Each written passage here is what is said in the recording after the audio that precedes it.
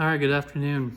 I want to talk today about something really important, and I think this is probably one of the most important things that you could know when it comes to car ownership and how to be a good car owner, and that is understanding your mechanics and them understanding you.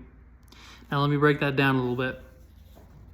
Might seem a little confusing. When I say understand your mechanics, I'm not saying for you to know how to be a mechanic or how to work on your car, but what I mean is understanding how that shop or facility operates. Now, one thing I want to share with you are a couple stories that made me want to talk about this, because I feel like this is a common thing that happens in the automotive industry, and that is probably the biggest reason why there's a good amount of distrust towards repair technicians, anything automotive related.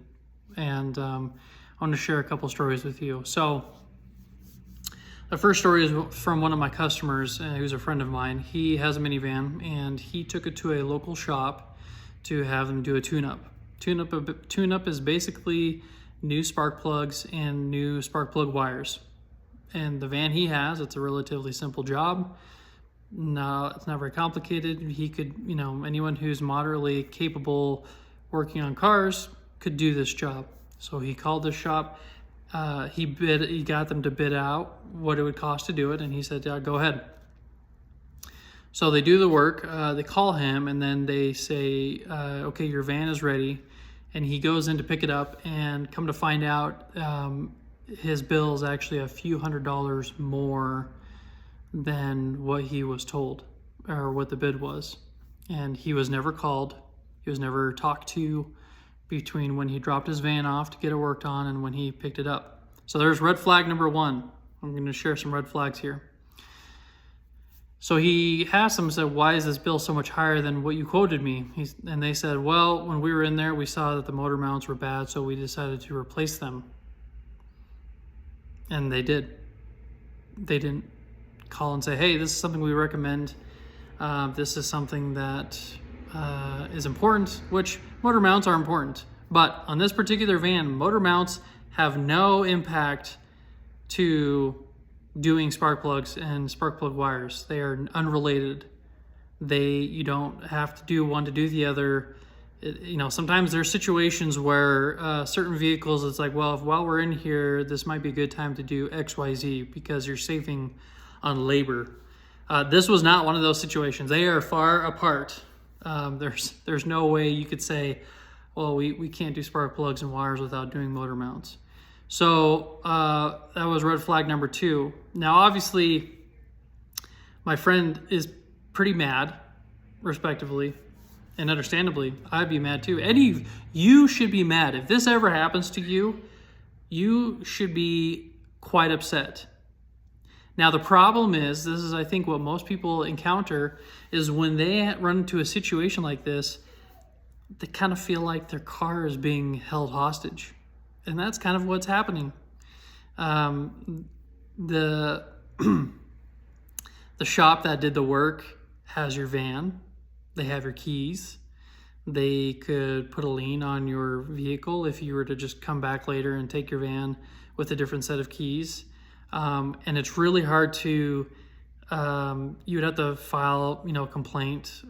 You could take them to small claims court, et cetera, and usually most people don't want to have to deal with that. They just want their car back.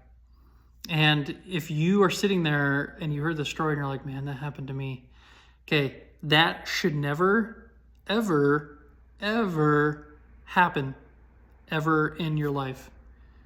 Like, there's no reason to not ever have a situation where, unless there's only one situation where that ever happens. That's where you have such an amazing relationship with your mechanic.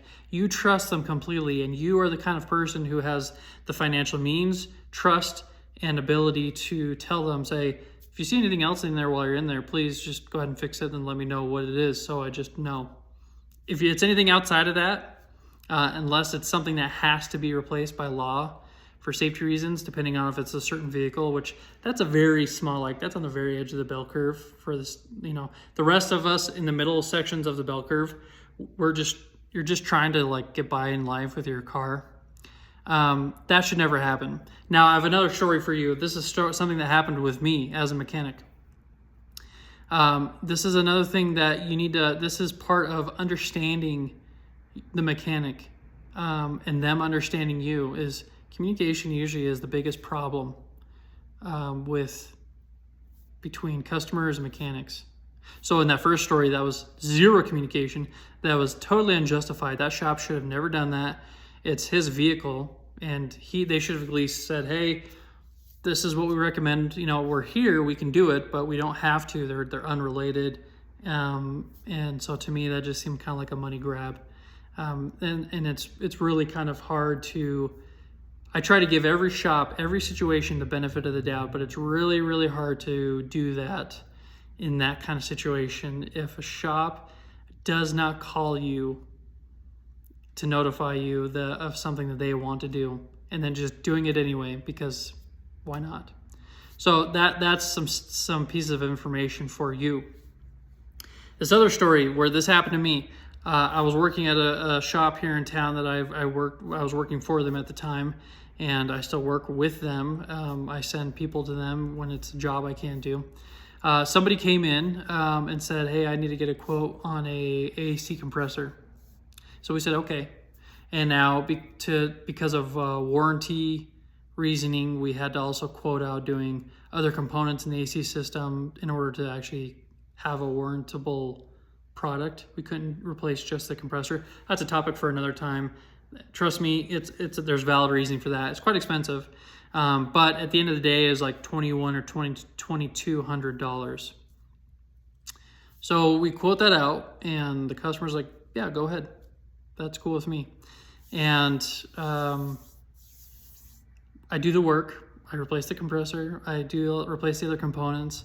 Everything's working good. He comes and pays. He picks it up, comes back in about 5 minutes, and he says, hey, my vehicle's still making this noise. And we're like, what noise?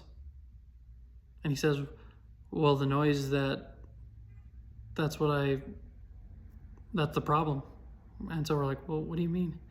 He's like, well, I have this noise. And so we're like, okay. So come to find out that what actually the noise is it was a weak serpentine belt tensioner. It was just clattering. And a tensioner is maybe $90, $100 with a new belt. That's another $40 and a little bit of labor. So this customer inadvertently spent about $2,100 or $2,200 for really nothing. Now, the problem with this is there was really no one was really at fault. It was kind of all of us. It was me, the service writer, and the customer. Because more than likely what happened was the customer originally got his car looked at another place, and they said, your AC compressor is bad, which the sound is similar, but that was an improper diagnosis. And so then with that information, the customer wants to get a second opinion. So he goes to another shop, the shop I worked at, asks for a second opinion, and believing that it is the AC compressor, he just says, can you quote me on an AC compressor? There's the first red flag. And that's the biggest tip that you can do is you got to be really careful when you tell shops, this is what I want done. Because if you are trying to over superimpose your belief of what is wrong, see, if you take your car to a shop and say, can you do this for me? And they say, okay, because it's your car, you're asking for something to be done.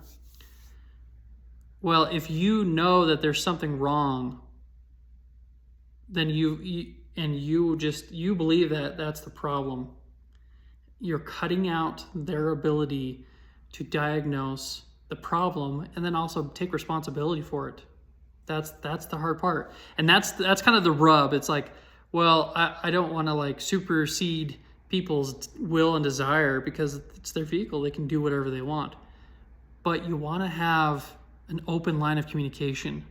So ideally, every time somebody says, hey, can you do this for me? I'm going to say, well, what's going on? Why are you wanting this done?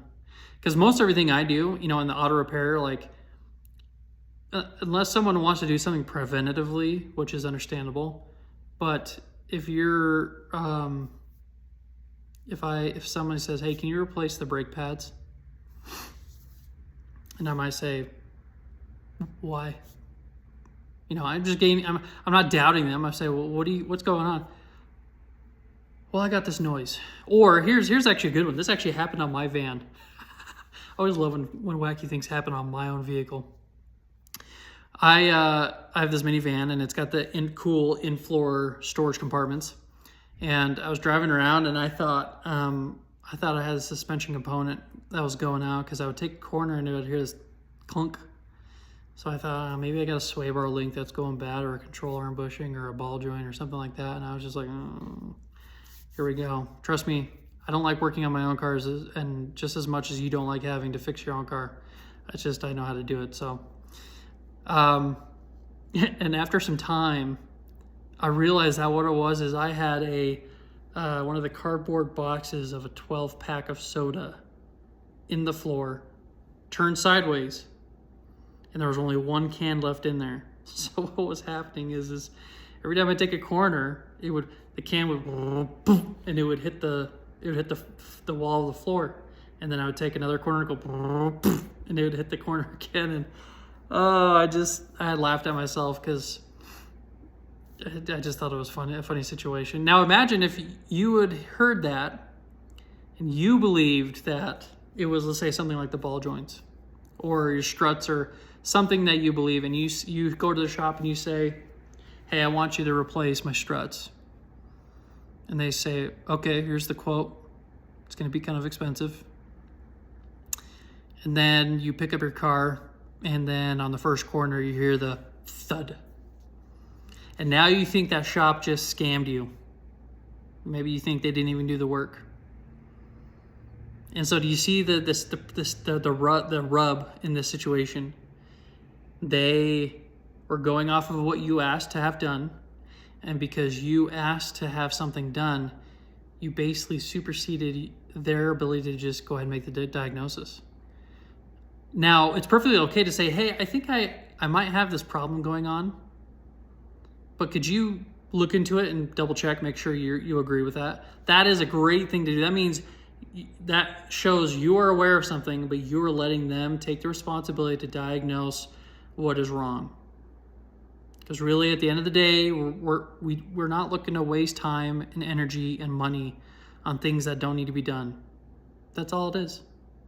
And so that's where it kind of comes down to knowing your mechanic. And if you have a one-man band like me fix your car, obviously you're going to know the man that fixes your car if I do work for you. If you have a regular independent shop, fix your car. If you have a dealership, try as best you can to try and make a relationship with the actual mechanic. They're the one that's putting the hands on your car. They're the ones that's actually doing the work. A lot of places have service writers, which is okay. That's just part of how it is. I'm kind of anti that, because I prefer just having direct one-on-one. I kind of view that the more people you have in a situation, it becomes like a game of telephone. It becomes easy to misunderstand and miscommunicate. So try and get to know the actual person, and then if you get to know them and build a little bit of a relationship with them, they might actually build a relationship with you, because they understand you. They understand your view of your car, and then they actually get to know your car better. Because trust me, the car that any mechanic loves working on a car, like the same car over and over again, because they are well associated with that vehicle. And so if they can know the customer, they can have a little bit of relationship, there's trust there, that makes all the difference. Because then, like in a perfect world, I honestly think, let's say if you went to a place like a dealership and you said, hey, I got this noise, and then the service writer is going to be taking notes, and he's going to say noise when hitting bumps. Now, in my experience, I've had situations where I've gotten a ticket like that, and I go drive the car, and I'm like, there's like 5 noises here. So I end up calling the customer myself. I don't have the service writer call. I take the time. Now, this is a bit of a sacrifice because I don't get paid to make the phone call. You know, that's my right to not have to call them. But for peace of mind and just, I'd rather have a better outcome by making a quick phone call. I can then ask some questions to the customer and try and figure out, okay, now what scenario are you hearing this noise? Is it a rattle? Is it a thud? Is it when you hit a bump, like you go down? Is it when you hit kind of some uneven road and it's kind of... So there's a lot of things to think about. And unfortunately, obviously at the end of the day, you just want your car fixed, and that's understandable. But if you want to avoid these situations of spending money unnecessarily, always try and make a relationship with the actual mechanic to build trust so they can build trust with you. Get a second opinion if you're not sure. I literally, today, I was at a ribbon cutting for my position on the board of directors for the Chamber of Commerce here in Rexburg. And we went to ribbon cutting, and one of the other guys that's on the chamber board with me, he was just telling me about this thing he had going on with his truck, some transmission issues. He took it to a transmission shop. They said, yeah, they're gonna need a new transmission. It's gonna be like $8,000. And I was like, I don't know about that. So I said, well, what? So he described to me what was going on. And he says, yeah, it'd be fine for a while. And then like, if I took a hard corner, suddenly it just acted like the vehicle stopped. I was like, oh, you're low on fluid. It's that simple. He's like, what? And he's like, well, yeah, it's just like, you have this body of oil at the bottom of your transmission, and there's your air filter with a little pickup tube. And if that oil level gets too low, well, when you take a corner, all your fluid level is going to slosh to one side, and then you're going to suck air. And you have to have fluid flowing in order to maintain all your clutches and all the components inside of an automatic transmission. It's just like if you have lack of blood flow to your brain, you pass out. Same thing. So I crawled under there. I mean, I'm wearing this polo, so I had to like carefully crawl under there so I get too dirty. And I said, your transmission pan gasket's leaking. That's all it is. And I said, it wasn't the type of repair that I could do for him. So I'm like, hey, go to this other shop that I work with here in town. And it probably will not be $8,000, just a few $100s. So those are some tips for me. If you have any thoughts or comments, please leave a comment. If you had something happen like this, share your story. I want to hear about it because that's my mission. That's why I'm staying a solo mechanic for my customers. So my customers always know exactly who is fixing their car. And I know exactly where we have this one-on-one relationship. We better understand each other. We're not having to have another person in between us, between me and you, where I tell them, they tell you, you tell them, they tell me, and I mean, for the sake of being able to accommodate volume and customers, a lot of businesses have to do that. But hopefully, based on what I shared with you today, you will be more empowered to know what to do, so you don't have situations like that where something goes wrong, or you're not informed about something, or you're paying for something that you didn't approve of, or any of those things. So again, hit a like, hit a heart, hit a subscribe button, whatever you want to do. It's appreciated. But this, I would say, is probably one of the most important things that you could know as that would empower you the most as a vehicle owner that gets their vehicle serviced at other shops. Remember, you are the master of your motors, and your responsibility is to mind your motors. And MotorMind is out here to help you with that. Have a good day.